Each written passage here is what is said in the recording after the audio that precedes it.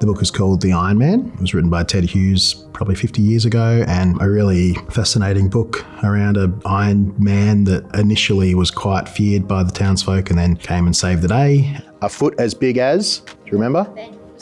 A single bed. It had a really good tie-in with the learning that we were doing from a literacy point of view as well, and so we just thought, what a perfect way to tie it all in and make it feel just so natural for the kids. It's a science fiction novel. Yeah, but from what we've seen, it may be true. Yeah, because we're seeing footprints and codes All over the school. and we've seen eyes of the Iron Man. In lots of different places. Yeah.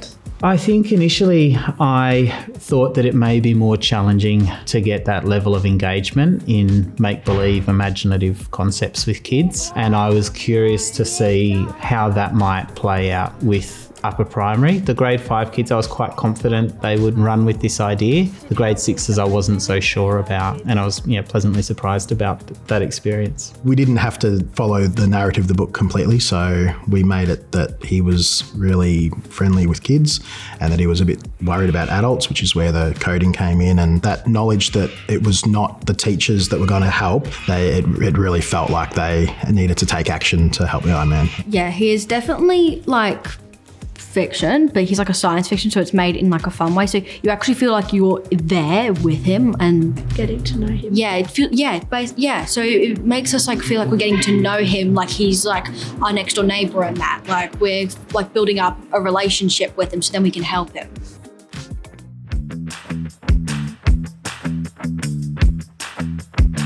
We've got 5 acres here and a nice sort of nature walk that the kids don't always go in. So it's a little bit mysterious. It's out of bounds usually. So we thought it would be a great space for them to go in, because not only would there be a little bit of excitement, they're the cool kids of the school that are in the place where they're not allowed to go, but there was also where they found the footprint, and they also found other things that we didn't even create that fit the narrative, which was great.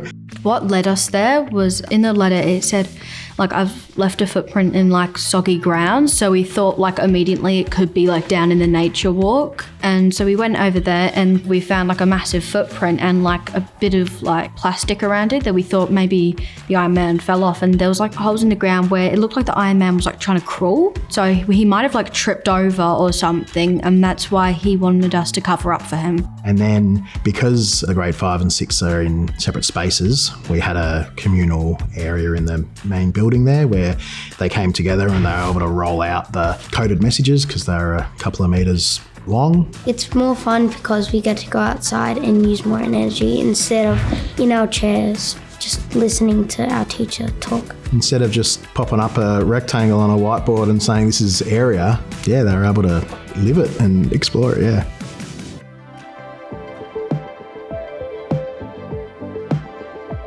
The day the message arrived, it like came out of nowhere. First, like we were doing like just maths, and then someone random in the class yells, "There's a message outside!" And then the whole 2 classes run out and try to crack it. And I'm like, where did this come from?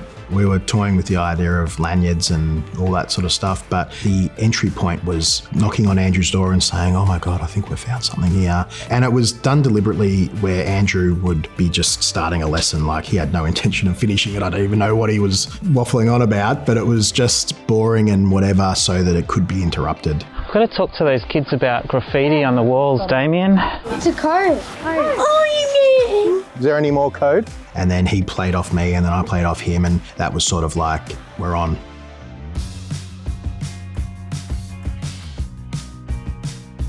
We sort of had a look at what we wanted to teach at 5-6 level in this term, and measurement was an area that we needed to focus on. So area, perimeter, volume, and at grade 6 level, a little bit of elapsed time. So we looked at the Iron Man and we knew that there was lots of informal measurements around his height, and we knew that we could talk a little bit about scale and size, and it tied in really well. The initial code asked about, that he's been on soggy ground and he's made a bit of a mess and he really does need to stay hidden. The overarching question that we posed was, how can we help the Iron Man stay hidden? One student said a shoe, and then from there we had kids talking about hats and shirts like camo style, so that it wasn't just shoes that the Iron Man needed. And there were some kids that we were talking about sheds and shelters. Because he's made out of steel and iron, which is very visible, we are trying to help him be camouflaged and safe. We've been needing to do like area and perimeter to find out how big his foot was and how tall he was, so we could help him hide away, so we could like design things for him. For all of the kids, whether they were struggling with the mathematic concept or not, all of the kids were heavily invested in the maths task, which was to design a shoe for the Iron Man. And to extend a couple of children, they wanted to build a suit. So they were exploring that concept of area in more challenging ways. I have an idea. Maybe like that's 20, and then like that's 8, that's 1, that's 14, that's 11. That's a full stop. The coding stuff today, look, they solved that pretty quickly. They identified there's an error, and I think Jasmine forgot the letter G. G, that is what's wrong. What's wrong? Got to put a G in. We want kids to recognise if something doesn't make sense in mathematics. You go back and you work out where was the error, and that's what happened. The last word says MKD. What other numbers could this sequence of digits be? Whilst coding wasn't the focus, we know that there's links there to mathematics and certainly to STEM that kids might reflect on for many years about their experience with the Iron Man.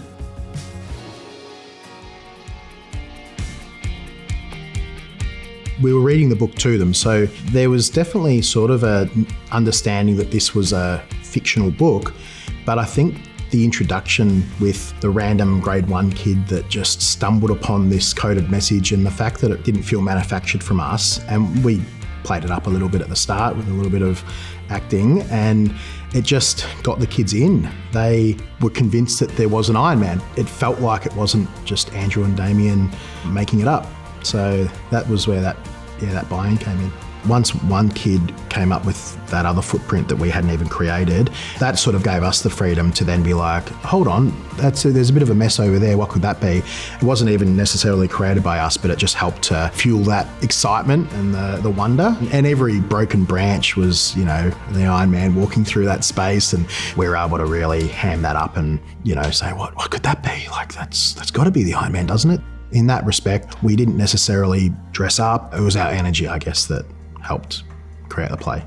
I definitely got more interested in maths from this project, I guess. Yeah. It was definitely way more fun this way than doing, giving you a piece of paper and just working out simple math problems, actually having to discover and build something for him.